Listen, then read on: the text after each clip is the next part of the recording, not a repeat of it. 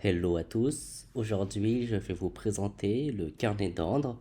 Donc c'est un outil de trading assez peu connu en France, beaucoup plus du côté des États-Unis et qui est très efficace. Je vais vous présenter dans cette petite vidéo uniquement les bases du carnet d'ordre. On verra chaque concept mais de manière assez simplifiée. Si vous souhaitez aller plus loin, vous pouvez retrouver sur mon site internet des ressources pour apprendre le carnet d'ordre beaucoup plus en profondeur. Donc on va commencer tout de suite. Vous connaissez sans doute la représentation horizontale du prix, comme vous pouvez le voir ici, avec des chandeliers japonais classiques. Donc les chandeliers verts représentent une bougie montante et les chandeliers rouges une bougie descendante. Ici, l'unité de temps est une minute, donc chaque bougie représente une minute. Le prix est affiché sur l'axe vertical et le temps sur l'axe horizontal. Ici, c'est la même représentation, sauf que c'est une unité de temps supérieure. Ici, c'est le 1 heure. Donc, chaque bougie va représenter 1 heure. Ces graphiques-là, ce sont les graphiques les plus connus et utilisés dans le monde du trading.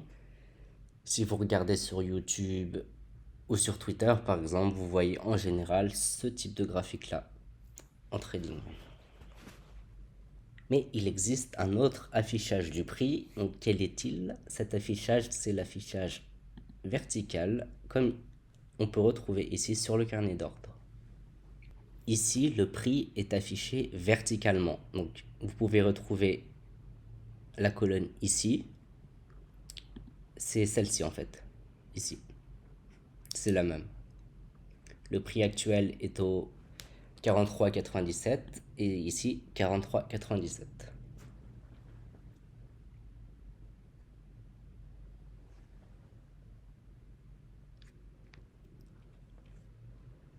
Alors la première chose importante que vous pouvez remarquer est qu'il n'y a plus de notion d'unité de temps. On ne peut pas régler un carnet d'ordre en une seconde, une minute ou une heure par exemple, parce qu'on va parler en ticks. Les ticks sont l'unité de temps généralement utilisée par les scalpers et sur le carnet d'ordre, un tick va représenter une case. Donc pour cet exemple, j'ai pris le marché du S&P 500 futur, du CME, et sur ce symbole, on peut voir que chaque incrémentation est de 0,25. Donc chaque tick est représenté par une case, et quand on se déplace en haut, on augmente de 0,25 et en bas, on descend de 0,25. Vous pouvez voir qu'au fur et à mesure du temps, le prix ne va plus se déplacer horizontalement comme sur un graphique avec bougie japonaise, mais on va le voir justement uniquement que bouger de bas en haut. Donc concrètement, qu'est-ce que le carnet d'ordre? Ça va être comme une grande loupe qui va permettre de décortiquer une bougie japonaise, sauf que ça va être sur toute la journée au moment T. C'est-à-dire que peu importe le moment de la journée où on regarde un carnet d'ordre, on aura toujours cette même vision, avec bien sûr des chiffres qu'on va voir juste après qui seront différents. Donc on va passer en revue chaque élément du carnet d'ordre. Donc le premier qui est le plus important, c'est peut-être le prix représenté par la case blanche. Donc c'est le prix du cours actuel du symbole. Ici, je tourne cette vidéo le matin, donc le marché américain n'est pas encore ouvert. On peut voir que le prix se déplace assez lentement. Mais sur certains marchés comme le Nasdaq, le prix se déplacera beaucoup plus rapidement. Ici, vous pouvez voir deux colonnes, la colonne Buy et la colonne Sell. Donc grossièrement, on peut dire que la colonne Buy, ce sont tous les acheteurs et la colonne Sell, ce sont tous les vendeurs. Par exemple, au niveau de 43,96, on peut voir qu'il y a 49 acheteurs. Enfin, il y avait 49, maintenant il y en a 54. Au 43,99, il y a 47 vendeurs. Alors, qu'est-ce que j'entends par vendeur et acheteur? En fait, ça va être les ordres limites en attente. Donc, pour bien vous expliquer cette notion d'ordre limite, je vais retourner sur l'autre graphique. Voilà, donc là on est sur la plateforme Sirac sur un compte simulé et on peut voir, là c'est la fenêtre du passage des ordres. Et il existe deux types d'ordres, il existe les ordres limite et les ordres market. Ici c'est les ordres market et là c'est les ordres limite. Donc ce sont deux types d'ordres bien différents. Et pour vous expliquer rapidement, les ordres marchés, ce sont des ordres qui sont plutôt agressifs, alors que les ordres limites sont plutôt des ordres passifs. Si je souhaite vendre au prix de 43,99 avec un ordre market, je clique sur Sell Market, donc vendre, et vous pouvez voir que que mon ordre est directement passé. Donc là, j'ai une position qui est ouverte directement au prix de 43,99,25. Et à l'inverse, si je veux placer un ordre limite, donc c'est un ordre en attente, ça veut dire qu'on peut choisir un niveau de prix. On va prendre dans l'exemple 4300, pardon, et on va pouvoir placer un ordre d'achat ou de vente à ce niveau. Donc c'est les 4 cases ici. Ça veut dire qu'on dit à la plateforme qu'on aimerait bien acheter ce niveau, par exemple, au 4300, et seulement quand le prix va venir à ce niveau, l'ordre va être exécuté. On peut voir facilement ce mécanisme d'ordre limite sur le carnet d'ordre. Donc on est de retour sur le carnet d'ordre, et par exemple, si je veux acheter le prix au, on va dire 43 095, on se met sur la colonne acheteur parce que je veux acheter, et je clique sur la case, et là on peut voir qu'on a un ordre en attente au 43,95. Ça veut dire que je ne suis pas encore dans le marché, mon ordre n'est pas exécuté, et je peux très bien l'enlever, sans que je paye quoi que ce soit, il n'y a pas de frais. Et la seule condition pour que je sois exécuté, c'est que le prix, qui est actuellement ici, descende jusqu'ici pour venir taper les 43,95. Et à l'inverse, si je veux vendre en ordre limite au 4400, je peux cliquer ici. Et là, mon ordre de vente est placé, il est en attente que le prix arrive. Donc c'est une notion très importante, la différence entre ordre marché et ordre limite. C'est pour ça que quand on va utiliser le carnet d'ordre, on va surtout utiliser des ordres limites. Et il y a aussi plusieurs avantages à utiliser les ordres limites en scalping. Là, vous pouvez voir que le prix est venu taper les 4400 et mon ordre ici a été exécuté, mon ordre de vente. Donc ici, c'est le montant en dollars de l'ordre, enfin de ma position au total. Donc 12,50$ puisqu'on est sur le ES mini futur. Comme j'ai vendu, si le prix monte, je suis en perte latente, et si le prix est en dessous des 4400, ma position est gagnante. Voilà, donc là je peux fermer ma position pour l'exemple. Pour récapituler, ce sont tous les ordres d'achat en attente, et là les ordres vendeurs en attente, les ordres limites. Et vous pouvez remarquer que j'ai affiché uniquement les 10 premiers niveaux et pas les niveaux supplémentaires. Par exemple, en dessous, on ne peut pas voir combien il y a d'ordres acheteurs en attente. Ça, c'est un choix personnel, mais ça peut bien sûr être configuré dans la plateforme. Un autre point important pour les ordres limites est que vous pouvez voir qu'à un certain niveau, il y a des ordres beaucoup plus importants, comme sur cette ligne-là, à 43,95,25. Ah, mais il vient de monter. Ici, il y a 113 contrats acheteurs, alors qu'on a une moyenne de 40 à 50. Pareil ici, on peut voir qu'il y a deux lignes, ici et ici, où il y a des contrats un peu plus élevés. Donc avec cette représentation d'épaisseur des cases, on peut voir tout de suite où sont les niveaux de prix, où il y a plus de vendeurs et d'acheteurs. Voilà, donc on va passer aux autres éléments du carnet d'ordre.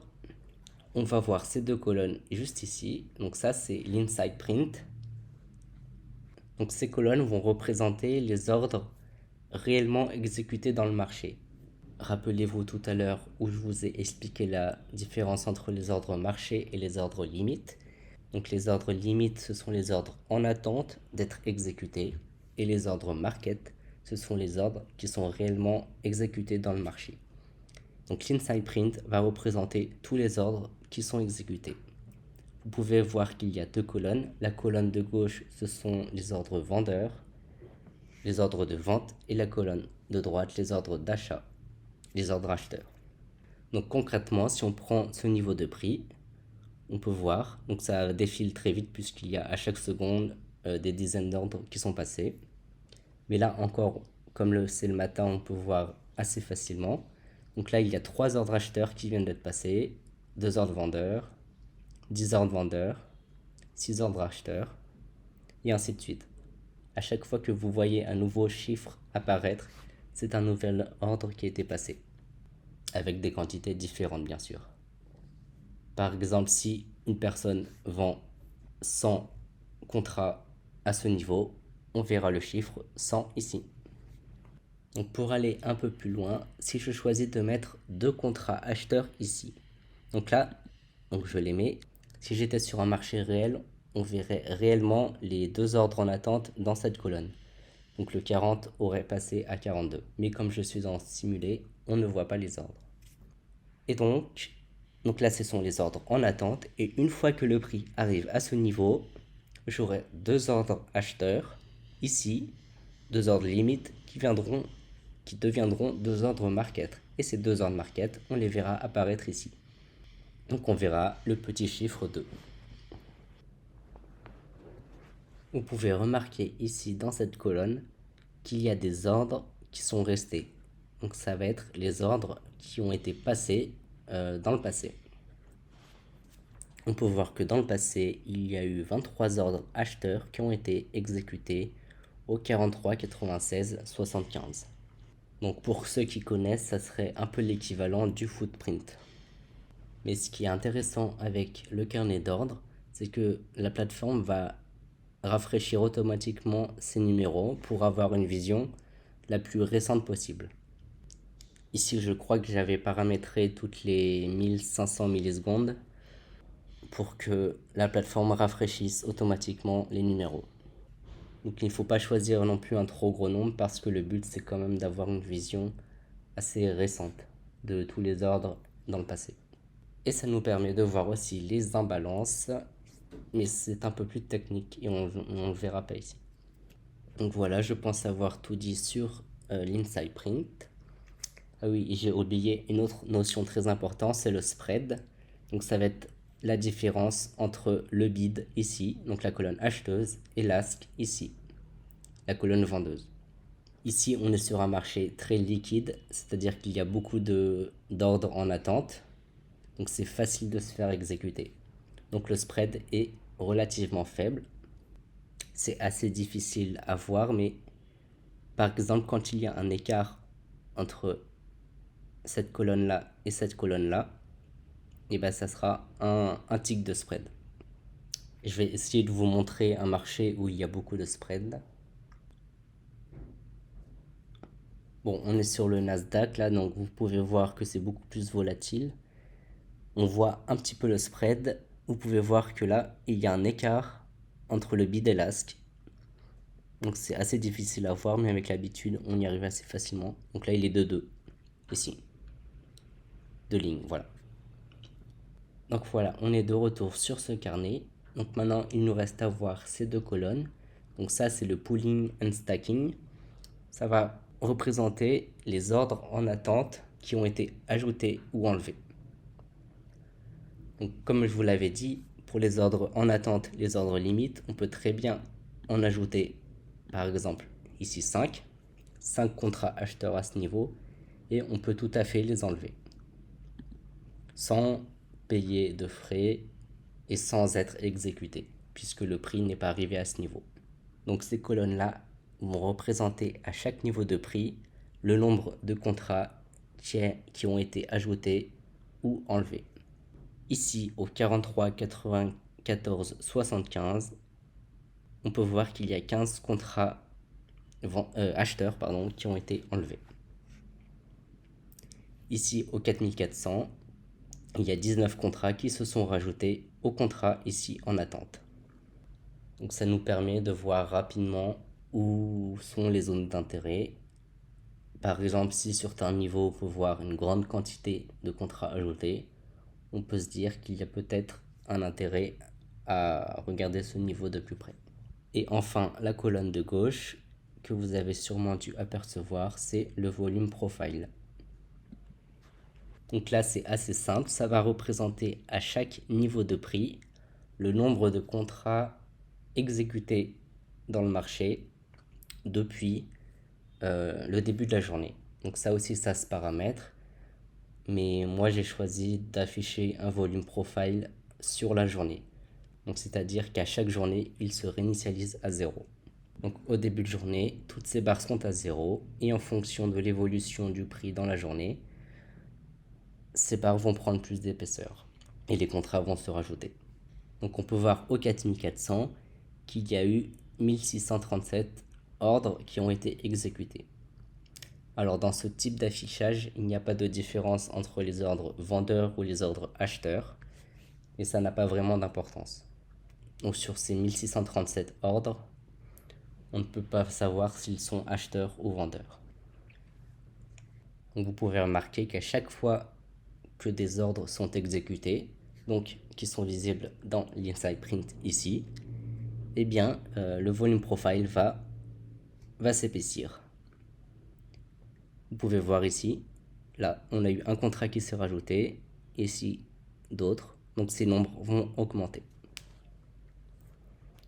Et plus ces nombres augmentent, plus la barre va être épaisse.